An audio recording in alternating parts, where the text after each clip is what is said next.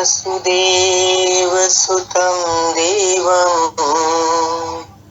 कंसचाणूरमर्दनम् देवकी परमानन्दम् कृष्णं वन्दे जगद्गुरुम्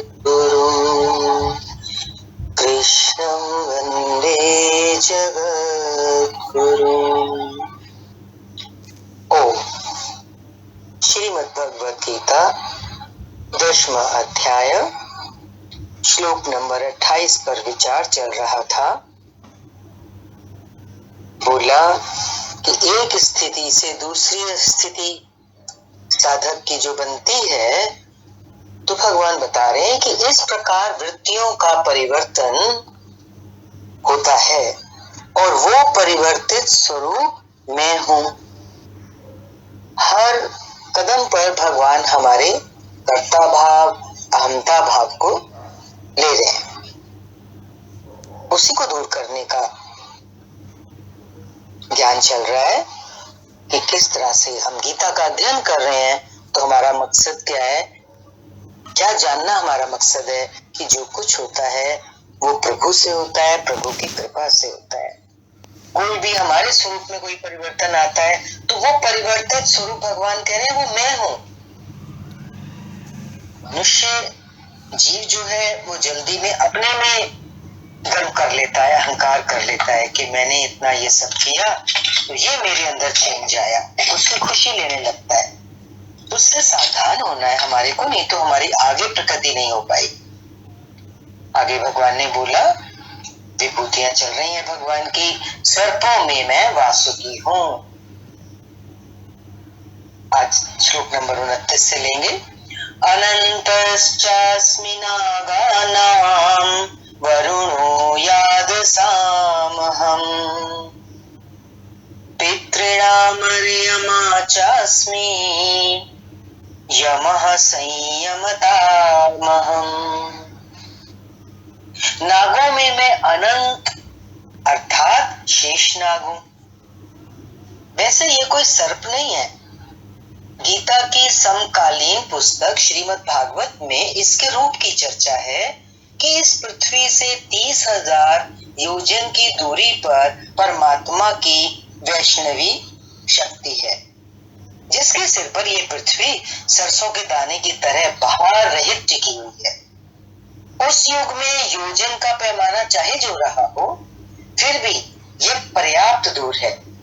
वस्तुतः ये आकर्षण शक्ति का चित्रण है। ग्रेविटेशन पावर होती है ना, वैज्ञानिकों ने जिसे ईथर माना है। ग्रह उपग्रह सभी उस शक्ति के आधार पर टिके हैं। उस शून्य में ग्रहों का कोई भार भी नहीं है। वह शक्ति क्यों भार नहीं, उस शक्ति की वजह से। वो शक्ति जो है वो सर्प की कुंडली की तरह सभी ग्रहों को लपेटे हुए है। यही है वह अनंत। अब इस अनंत को समझ लो।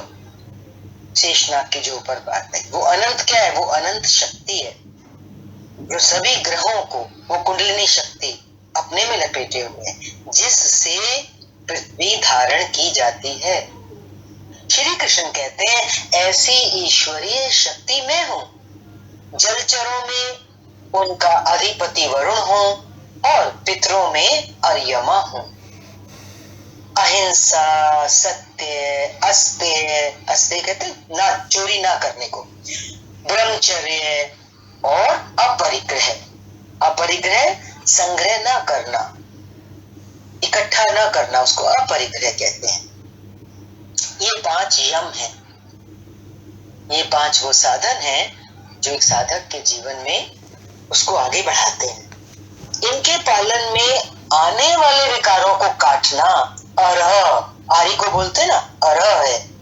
तो जब इन 5 यमों का पालन करेगा साधक, तो रास्ते में रुकावटें भी आएंगी, विकार आएंगे।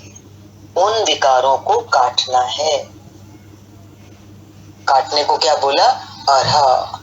विकारों के शमन से पितृ अर्थात भूत संस्कार तृप्त होते हैं।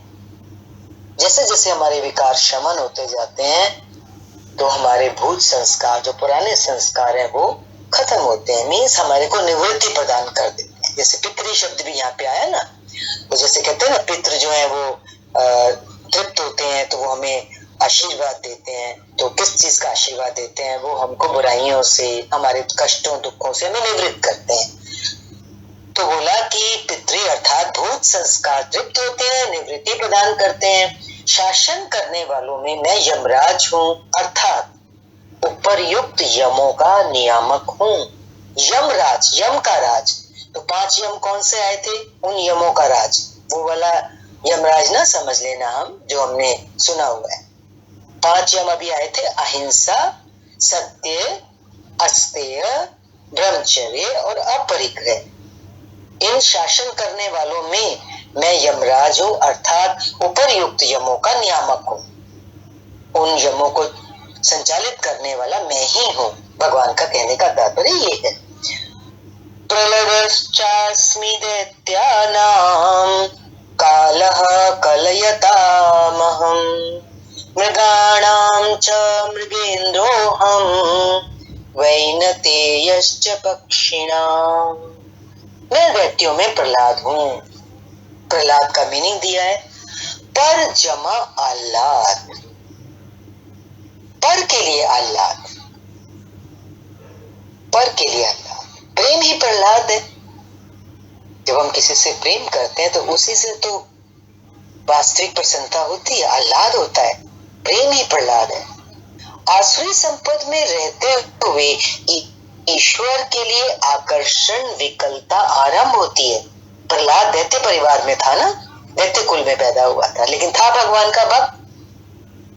तो वो किस चीज को रिप्रेजेंट कर रहा है यहाँ पर? प्रहलाद का जो चरित्र है, आसुरी संपद में रहते हुए वो दैत्य परिवार में जन्म लिया, उसी दैत्यों के बीच में रहता था, लेकिन उसके हृदय में ईश्वर के लिए आकर्षण था, विकलता थी। तो कहने का तात्पर्य यहाँ पर गीता में क्या बताना चाह रहे हैं भगवान, कि हमारे अंदर जो ईश्वर के प्रति आकर्षण पैदा होगा, जो उसके लिए एक प्यास पैदा होगी, जो शुरू होगी, वो कहाँ होगी? वो आसुरी संपद में रहते हुए होगी। असुरों का संपाद मीन्स असुरों का परिवार मीन्स आसुरी संपद। प्रहलाद दैत्यों के परिवार में थे, जीव आसुरी संपद में बैठा है, तो वो दैत्यों का ही तो परिवार है। उसी के बीच में रहते हुए ही हमारा ईश्वर के प्रति जब शुरुआत होती है साधना की, तो एक आकर्षण पैदा होता है, जिससे परम प्रभु का दिव्य दर्शन होता है। एक बार उस ईश्वर के लिए आकर्षण और विकलता पैदा शुरू हो जाए तो वो हमें परम प्रभु के दिव्य दर्शन तक पहुंचाती है। ऐसा प्रेम उल्लास में ये जो प्रेम पैदा हुआ, और इस प्रेम में जो उल्लास है, जो उत्साह है, वो भी मैं हूँ। भगवान अपने को बता रहे हैं, विभूतियां गिनवा रहे ना भगवान अपने। गिनती करने वालों में मैं समय हूँ। हम समय गिनते हैं, आज ये दिन निकला, आज ये पहर निकला, आज ये तारीख निकली, ये महीना निकला, ये साल निकला। वो समय मैं हूँ। 1 2 3 4 ऐसी गिनती या क्षण, घड़ी, दिन, पक्ष, मास इत्यादि नहीं, बल्कि ईश्वर के चिंतन में लगा हुआ समय मैं हूँ। हम तो समय उसको गिनते ना, क्षण, घड़ी, दिन, पक्ष, मास इत्यादि को, लेकिन भगवान कह रहे हैं समय कौन सा हूँ मैं समय तो हूँ, लेकिन कौन सा समय अपने को बता रहे हैं? विभूति बता रहे हैं ना, विशेष रूप से हमें समझ दे रहे हैं अपने बारे में समय। तो वो समय है जो ईश्वर के चिंतन में लगा है। बाकी कोई समय नहीं है, उसकी कोई वैल्यू नहीं है, वो तो वेस्ट है। एकमात्र समय जिसकी कीमत है मनुष्य के जीवन में, वो है ईश्वर के चिंतन में लगा हुआ समय। और उसको भगवान कह रहे हैं ईश्वर के चिंतन में लगा हुआ समय मैं हूँ। यहाँ तक कि जागत में सुमिरन करे, सोवत में लब लग जाए, सोवत में लब लाए। अनवरत में समय मैं हूँ, अनवरत चिंतन, जिसमें कोई ब्रेक नहीं, ऐसा समय में। और पशुओं में मृगराज, योगी भी मृ जंगल, गमन करना। योगी भी क्या करता है? योग रूपी जंगल में गमन करता है। पशुओं मृगराज बोला ना, तो मृग कैसे, वो योगी के लिए बता रहे ना उसका विभूति। जब मृग बोल रहे हैं तो उसकी विभूति क्या है कि जो योगी है वो योग रूपी जंगल में गमन करने वाला, और पक्षियों में मैं गरुड़ हूं। भगवान विष्णु का वाहन है ना गरुड़, लेकिन कौन सा गरुड़, हम तो पक्षी करके समझते आए। ज्ञान ही गरुड़ है। जब ईश्वरीय अनुभूति आने लगती है तब यही मन अपने आराध्य की सवारी बन जाता है। जैसे गरुड़ भगवान की सवारी है, तो जब अंदर अनुभूतियां आने लगती हैं, ईश्वरीय प्रेम बढ़ने लगता है, तो हमारा ही मन जो है वो हमारे इष्ट की सवारी बन जाता है, मीन्स सदैव उसके साथ रहता है। और जब यही मन संशय से युक्त है, शंकाएं अंदर में उभरती रहती हैं, तब यही मन सर्प होता है। गरुड़ विष्णु जी की सवारी है। जो सत्ता अणु रूप से संचारित है, विष्णु बोला ना, गरुड़ विष्णु की सवारी है। जो सत्ता विश्व में अणु रूप से संचारित है, अणु बहुत छोटे से माप को बोलते हैं ना। ज्ञान संयुक्त मन उसे अपने में धारण करता है, उस सत्ता को जो सूक्ष्म से सूक्ष्म है, विश्व में संचार कर रही है। साधना में आगे बढ़ा हुआ मन, ज्ञान से संयुक्त हुआ मन उसे अपने में धारण करता है और उसका वाहक बनता है। जैसे गरुड़ भगवान विष्णु के वाहक है, ऐसे ही ऐसा मन उस साधक का वाहक बनता है। श्री कृष्ण कहते हैं इष्ट को धारण करने वाला मन मैं हूं, है ना। ऐसा मन भी जब प्राप्त हो जाए साधक को, तो वो मन भी किसकी देन है, वो मन भी भगवान की ही देन है, वो भगवान ही है। वो कहते हैं कि ऐसे इष्ट को धारण करने वाला मन मैं हूं। फिर वो मन समझो हमारा नहीं रहा, संसार में जब तक विचरण कर रहा है तो वो जीव का मन है, लेकिन जब वो ज्ञान का वाहक बन जाता है तो वो प्रभु स्वयं होते हैं। पवनः पवतामस्मि रामः शस्त्रभृतामहं झषाणां मकरश्चास्मि स्तोत्रसामस्मि जाह्नवी। पवित्र करने वालों में मैं वायु हूँ, शस्त्रधारियों में राम हूँ। रमन्ते योगिनः यस्मिन् स रामः। योगी किसमें रमण करते हैं, अनुभव में, राम में। ईश्वर इष्ट रूप में जो निर्देशन देता है, योगी उसमें रमण करते हैं। बोला ना रमन्ते योगिनः यस्मिन् स रामः। योगी किसमें रमण करते हैं, राम में रमण करते हैं। राम में रमण करने से क्या मतलब है कि अंदर बैठा हुआ ईश्वर, अंदर बैठा हुआ राम इष्ट रूप में जो उस योगी को, साधक को निर्देशन देता है, योगी उस निर्देशन में रमण करता है, मीन्स उसमें चलता है, वो अपना आचरण उसके अनुरूप ढालता है, इतना जुड़ जाता है अपने इष्ट के निर्देशों से, उस सूक्ष्म आवाज से जो उसको अंदर से आती है। ये एक जागृति है साधक के जीवन में। हमें नींद से जगाता है ना ज्ञान, तो जब एक बार जाग जाता है साधक तो बोला जागृति आ गई।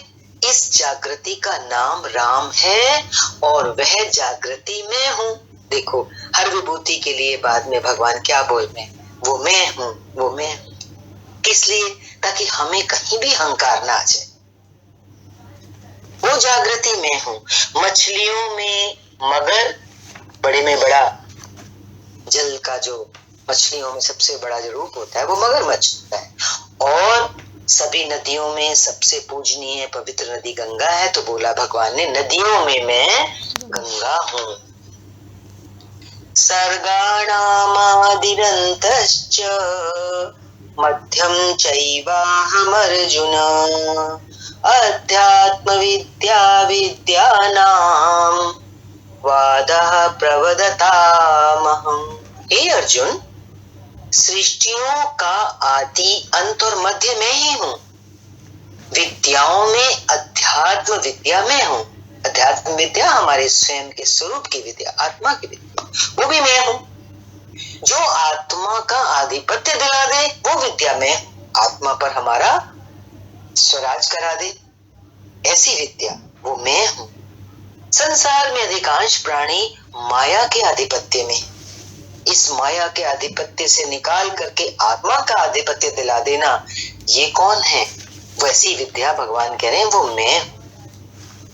राग द्वेष काल कर्म स्वभाव और गुणों से प्रेरित हैं। राग द्वेष काल और कर्म किससे प्रेरित है? स्वभाव और गुणों से प्रेरित है। इनके आधिपत्य से निकालकर आत्मा के आधिपत्य में ले जाने वाली विद्या मैं ही, जो बात अभी ऊपर हुई। राग द्वेष काल कर्म ये संसार में माया में है। स्वभाव और गुणों से प्रेरित होकर हम इन चीजों में वर्तते हैं। तो इनके अंकुश से, इनके राज्य से निकालकर हमें आत्मा के आधिपत्य में ले जाने वाली जो विद्या है वो विद्या भगवान करे मैं हूं, जिसको अध्यात्म विद्या कहते हैं। परस्पर होने वाले विवादों में, ज्ञान को लेके आपस में विवाद होते हैं ना, ब्रह्म चर्चा में जो निर्णायक है ऐसी वार्ता मैं हूं। शेष निर्णय तो अनिर्णित होते हैं। दुनिया की कितनी भी वार्ताएं कर लो, चर्चाएं कर लो, कितने भी उनके निर्णय भी निकाल लो, तो भी वहां कोई निर्णय नहीं होता। वो सब विषय अनिर्णित ही रहते हैं। लेकिन जो ब्रह्म चर्चा में निर्णायक है वो वार्ता मैं हूं, क्योंकि वहां जो निर्णय होता है वो अंत तो गत्वा अंतिम निर्णय होता है, क्योंकि वो सत्य है ना। वहां किस चीज ब्रह्म चर्चा करेंगे तो किस चीज को आगे रखेंगे? सत्य को। तो सत्य तो अंतिम सत्य है। बोला ब्रह्म चर्चा में जो निर्णायक है ऐसी वार्ता मैं। अक्षराणामकारोऽस्मि द्वन्द्वः सामासिकस्य च अहमेवाक्षयः कालो धाताहं विश्वतो मुखः।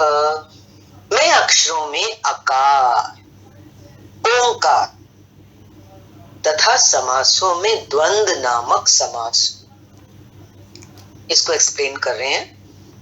साधना की उन्नत अवस्था में मन सिमटते सिमटते केवल साधक और इष्ट आमने सामने रह जाते हैं और कुछ नहीं बचता। साधक और इष्ट, शेष कोई संकल्प नहीं रह जाता। स्वामी सेवक में संघर्ष है, किंतु द्वंद की ये जो अवस्था है भगवान की देन। कौन से द्वंद की अवस्था?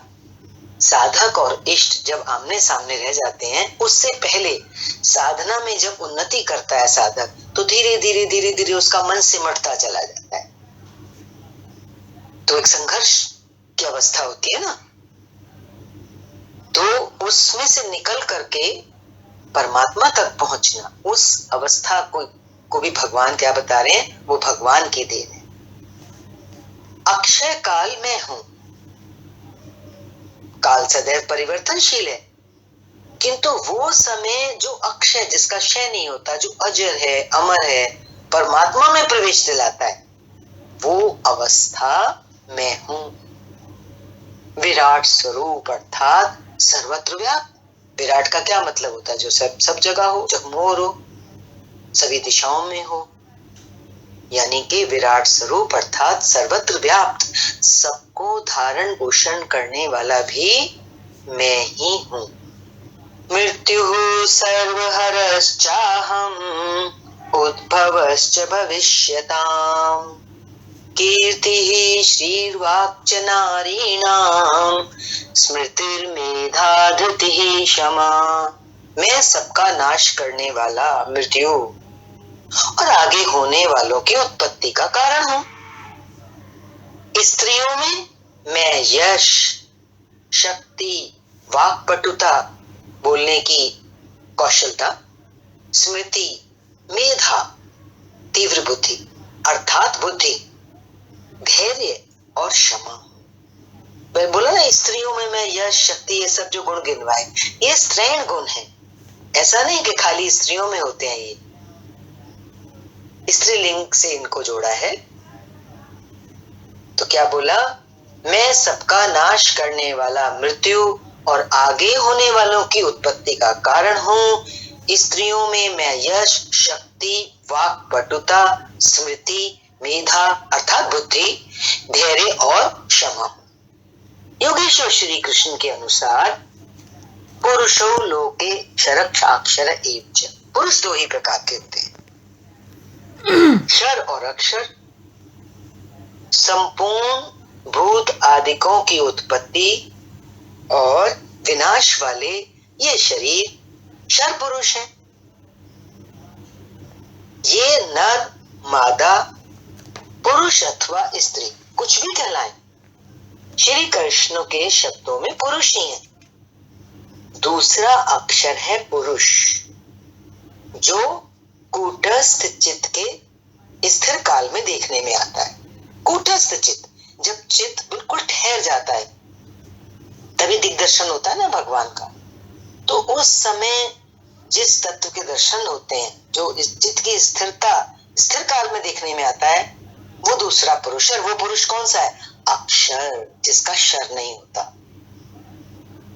तो दो पुरुष हुए ना श्री कृष्ण के शब्दों में। जो स्त्री पुरुष है, नर मादा है, वो तो पुरुष ही है, लेकिन दूसरा पुरुष जो है वो अक्षर अक्षर पुरुष है, जो चित्त के स्थिर काल में बता रहे हैं, दर्शन होता है। यही कारण है कि इस योग पथ में स्त्री पुरुष सभी समान स्थिति के महापुरुष होते आए, किंतु यहाँ स्मृति, शक्ति, बुद्धि इत्यादि स्त्रियों के ही गुण बताए गए। क्या इन सद्गुणों की आवश्यकता पुरुषों के लिए नहीं है? कौन ऐसा पुरुष है जो श्रीमान, कीर्तिमान, वक्ता, स्मरण शक्ति संपन्न, मेधावी, धैर्यवान और क्षमावान नहीं बनना चाहता? बौद्धिक स्तर पर कमजोर लड़कों में इन्हीं गुणों का विकास करने के लिए माता पिता पढ़ाई की अतिरिक्त व्यवस्था करते हैं, और यहाँ कहते हैं कि ये लक्षण केवल स्त्रियों में पाए जाते हैं। ये गुण अर्जुन में भी थे, जबकि अर्जुन नर है। युद्ध के आरंभ में ही वह पीछे हट गया, बोला भले ही शस्त्रधारी कौरव मुझे मार डालें गोविंद, मैं युद्ध नहीं करूंगा। तो भगवान ने क्या कहा था? भगवान ने कहा अर्जुन, यदि तुम इस धर्म में युद्ध को नहीं करोगे तो स्वधर्म, कीर्ति और यश को खोकर पाप को प्राप्त होगे। वैरी लोग तुम्हारी अपकीर्ति का दीर्घ काल तक गायन करेंगे। माननीय पुरुष के लिए अपकीर्ति मृत्यु से भी बढ़कर होती है। यहाँ पुरुष के लिए भी कीर्ति आवश्यक बताई गई। तो जैसे बोला ना स्त्रियों के गुण, स्टैंड गुण, तो आवश्यकता उनकी पुरुषों के लिए भी बराबर है। गीता के समापन पर संजय ने निर्णय दिया कि जहां योगेश्वर श्री कृष्ण है, धनुर्धर पार्थ है, अर्जुन है, वहीं श्री है, विजय है, विभूति और अचल नीति है। ऐसा मेरा मत है, ऐसा मेरा मत है। देखो जहां जहां भी भगवान कहे ऐसा मेरा मत है, तो ध्यान देना चाहिए। वो एम्फेसाइज करके बोलते हैं उस बात को। कीर्ति, श्री, विभूति ये गुण तो नारियों के हैं, तो अर्जुन के साथ कैसे? जहां श्री कृष्ण है, धनुर्धर पार्थ है, वहीं तो बोल रहे हैं श्री है, विजय है, विभूति है ना। तो इसका मतलब सभी के लिए है ये गुण। अध्याय 15 के 15वें श्लोक में भगवान कहते हैं सर्वस्य चाहम हृदि सन्निविष्टो मत्तः स्मृति ज्ञानम अपोहनम च। अर्जुन, मैं सबके हृदय में समाविष्ट होकर सदा निवास करता हूँ। बुद्धि, स्मृति और ज्ञान, ज्ञान मीन्स वास्तविक जानकारी, रिवाजी ज्ञान नहीं, वास्तविक जानकारी, आत्मा की जानकारी, स्वरूप की जानकारी, और विकारों से अलग रहने की क्षमता मेरी देन है।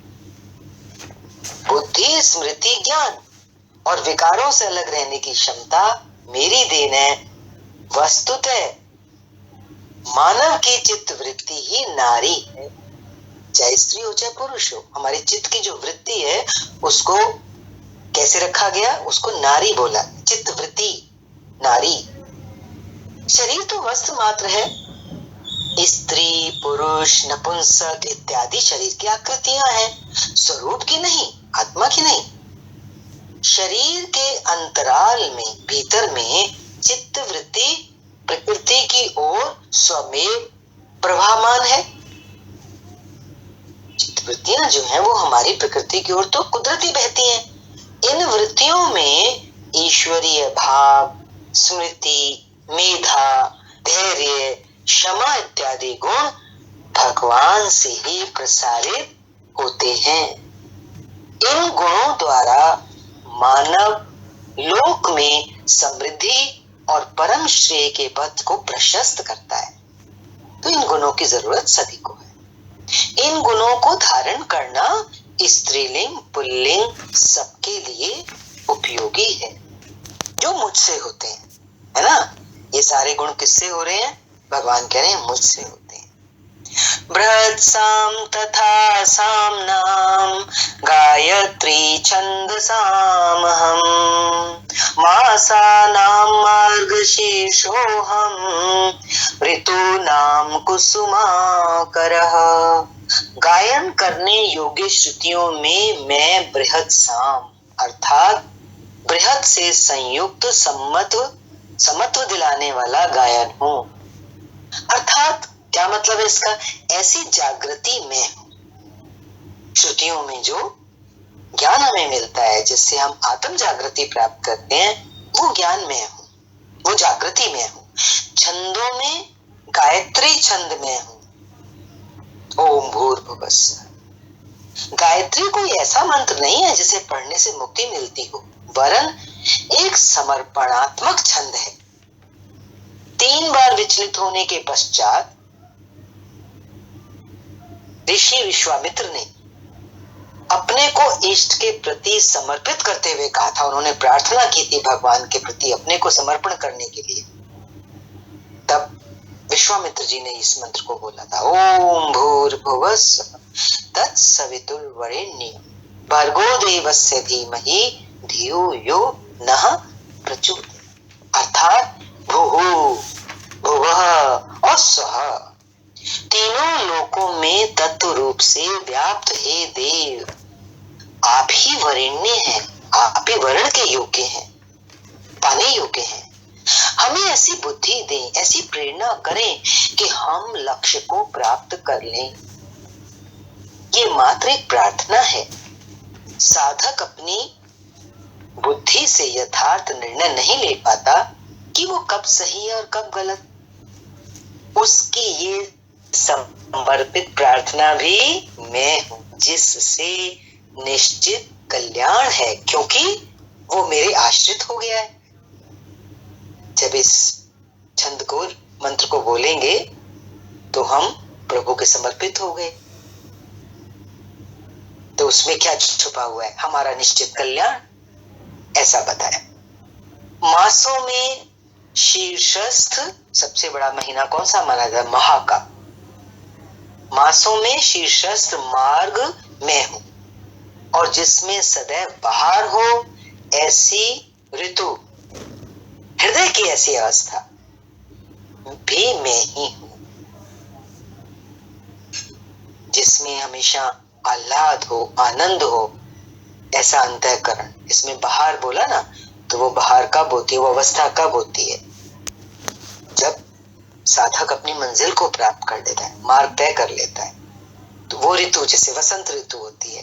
लेकिन यहाँ जो प्रसन्न करने वाली, सदा बहार रहने वाली जो ऋतु है, वो है साधक के हृदय की आनंद अवस्था। तो वो अवस्था भी, हृदय की ऐसी अवस्था भी भगवान कह रहे हैं मैं ही हूं।